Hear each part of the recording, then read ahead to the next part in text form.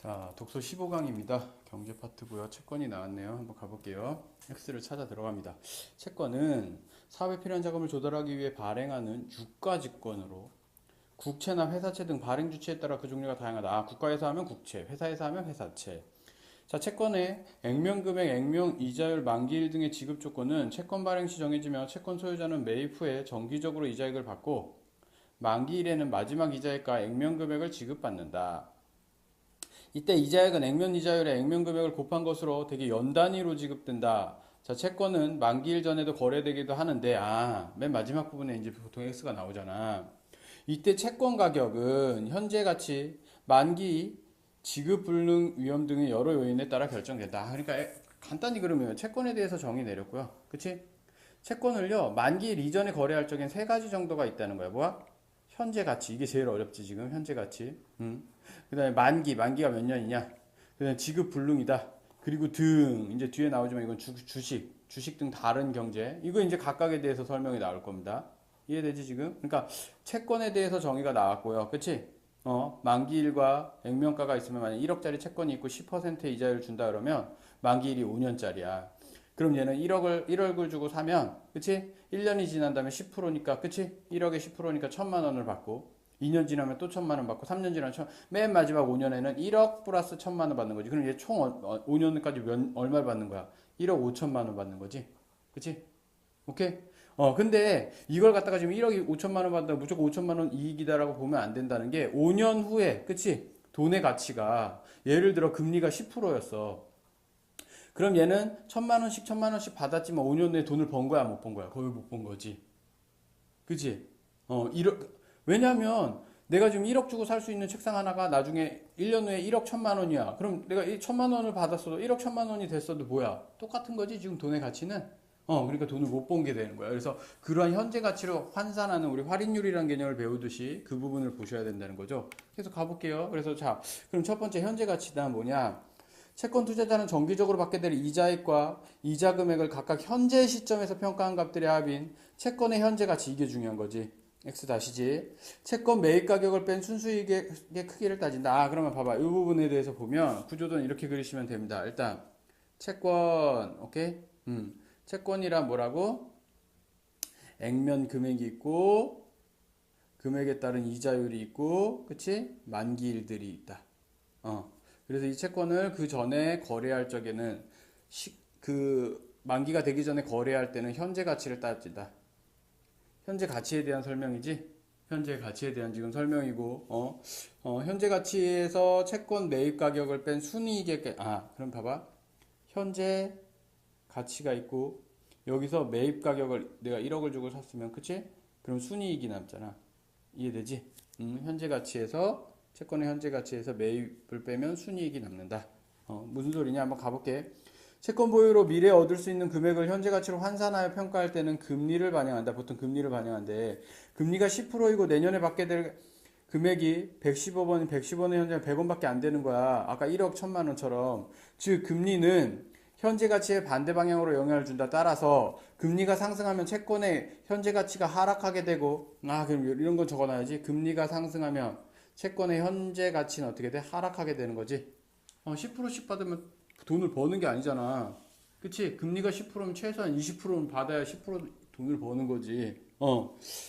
따라서 금리가 상승하면 채권이 하락하게 돼. 이에 따라 채권의 가격도 하락하게 되는 결과로 이어진다. 이처럼 긴장하시고, 수시로 변동되는 시중금리는 현재 가치의 평가 구조상 채권의 가격의 변동의 요인이 된다. 금리가 결과적으로 현재 가치는 뭐다? 금리다. 자, 두 번째. 채권의 매입 시점부터 만기일의 기간도 만기도 채권의 가격에 영향을 주는데 일반적으로 다른 지급 조건이 동일하다면 만기가 긴 채권일수록 가격의 금리 변화에 더 민감하므로 가격 변동의 위험이 크다. 채권은 발행된 이후에는 만기가 점점 짧아지므로 만기일이 다가올수록 채권 가격은 금리 변화에 덜 민감해진다. 따라서 투자자들은 만기가 긴 채권일수록 높은 수익률을 기대하므로 액면 이자율이 더 높은 채권을 선호하게 된다. 그렇구나.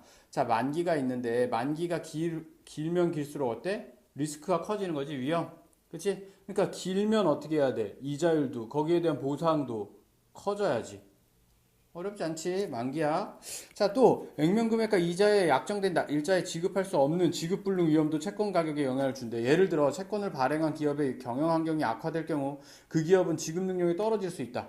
그치? 예를 들어 그러니까 아주 건실한 삼성 같은 건 사도 되지만 중소기업 같은 거 샀을 적에 또 가격이 똑같으면 삼성 거 사지 누가 중소기업을 사겠어. 그치? 망할 수도 있잖아. 그치? 그러니까 어떻게 될 때? 중소기업을 살 때 뭐야? 이자율, 수익률이 좋을 때 그런 위험, 리스크를 감안하고 사는 거지. 이런 채권에 투자하는 사람은 위험을 감수해야 하므로 그에 대한 보상을 요구하게 되고 채권 가격은 상대적으로 낮게 형성된다. 세 번째는 뭐야? 위험이야, 위험. 그치? 오케이? 그래서 뭐야? 위험이 커지니까 가격이 낮아야 사겠지? 혹은 이자율이 높든가 아니면 이자율이 높든가 보상이 커지면 살 수 있겠지? 세 번째, 채권은 서로 다 대체가 가능한 금융자산의 하나이기 때문에 다른 자산 시장의 상황에 따라 가격에 영향을 받기도 하는데 가령 주식시장이 호황이어서 주식 투자를 통한 수익이 커지면 상대적으로 채권에 대한 수요가 줄어들어 채권 가격이 하락할 수도 있다. 그치? 세 번째 뭐래? 금융상품이기 때문에 주식과 관련돼서 그치? 주식이 더 좋으면 주식에 더 투자를 한다는 거야. 똑같다라고 한다면 그치? 그래서 구조는 이런 식으로 쭉 그려지고요. 제일 중요한 건 현재 가치가 좀 어렵고요. 채권에 대한 이해를 하시면 되죠. 채권에 대한 이해. 뭐 국가나 이런 데서 내가 이자를 일만큼 줄 테니까 그치? 돈을 달라. 이런 식으로 채권을 발행하는 겁니다. 그치? 그럼 그 이자에 따라서 사람들이 투자를 하는 거야. 자, 일단 보시면 문제로 들어가 볼게요. 문제로. 이 이제 경제 문제라서 좀 까다롭긴 한데 잘 보시면 돼요. 역시 OX 세모로 하면 됩니다. 자, 가볼게요. 윗글의 설명 방식으로 적절하지 않은 것은 설명 방식을 물었네. 그치? 1번 채권 가격을 결정하는 데 영향을 미치는 요인을 몇 가지로 나눠. 이거 네 개지? 하나, 둘, 셋, 넷. 동그라미. 채권의 지급불능 위험 및 가격 간의 관계를 설명하기 위해 예를 들었다. 자, 위험의 예를 들었지? 위험의 예를 들었니? 찾아가서 확인할 수도 있겠죠? 그치? 채권은 만기가 짧아지고 지급 위험에 대한 얘기를 하지, 그치? 그 다음 거구나. 여기에 나오지, 그치? 사례. 괜찮을 것 같은데? 세모 동그라미. 유사한 원리를 보이는 현상에 빗대어? 그럼 비유하는 거지, 비유. 비유법 쓰였니? 채권의 특성을 설명하고 있다. 빗댄 거 없었지, 지금? 그치? 답 3번. 금리가 채권 가격에 미치는 영향을 인과적으로 원인과 결과. 그치? 여기선 인과적인 거, 금리 가령, 그치? 금리가 여기는 인과적인 거. 세모 동그라미. 채권의 의미를 밝히고 종류를 들고 있다. 그치? 이거는 나왔지? 동그라미. 오케이? 그래서 답은 3번 하시면 됩니다. 윗글로 미로 알 수 있는 것은 채권이 발행할 때 정해지는, 그치? 채권이 발행할 때 정해지는 액면 금액은 채권의 현재 가치에서 이자액을 뺀 것이다. 이런 게 이제 재밌지. 채권이 발행될 때 정해지는 액면 금액은 채권의 현재 가치에서 이자액을 뺀 것이다. 뭐 이런 말 있었니? 액면 금액은 채권의 현재 가치에서 이자액을 뺀 거야? 이거 아닌 것 같은데? 세모 X. 채권의 순이익은 정기적으로 지급될 이자액을 합산하여 현재 가치로 환산한 것이다. 순이익에 대한 얘기 나왔었지. 그치? 정의가 나왔지. 현재 가치에서 매입 단가를 뺀 것을 순이익이라고 했었지. 그치? 이런 건 확인이 가능하지. 그치? 얘도 세모 X. 그냥 X 쳐도 되겠다. 다른 지급 조건이 같다면 채권의 액면 이자율이 높을수록 채권 가격은 하락한다? 거꾸로지. 이자율이 높다라고 한다면 비싸니까. 그치? 더 잘 팔리겠지? 더 가격이 올라가겠지? 지급 불능 위험이 커진 채권을 매입하려는 투자자는 높은 순이익, 이거 당연하지. 세모 동그라미. 일반적으로 지급 불능이 낮으면 상대적으로 액면 이자율이 높다. 불능 위험이 낮으면, 그치? 비싸지겠지? 아니지. 이거 잘못됐지. 이자율이 낮겠지? 떨어지겠지? 얘도 X. 그럼 답 4번 하시면 돼. 그러니까 4번 답은 정확하게 되는데 예를 들면 이런 1, 2번이 고민이 된다. 그래서 실제 모의고사까지는 잘 푸는데요. 수능 가서 이거를 못 넘기는 친구들도 있어. 근데 그러면 안 돼. 일단 판단을 하시고 저게 진짜 궁금하다. 내가 확인을 하고 싶다. 그럼 언제?